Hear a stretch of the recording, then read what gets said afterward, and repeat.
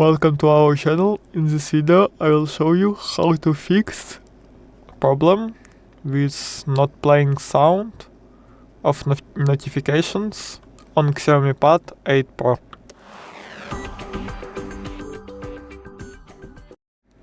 First of all, go to the settings, here notifications and status bar, app notifications, check turn on your application, what you want to get notifications, and press somewhere there, and check turn on sound of it. Also go to the sound, check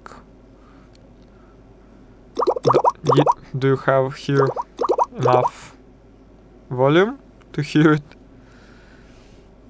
and check turn you off silent mode and do not disrupt mode.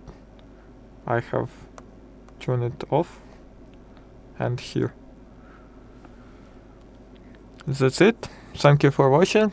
Please subscribe, press like button below, and goodbye.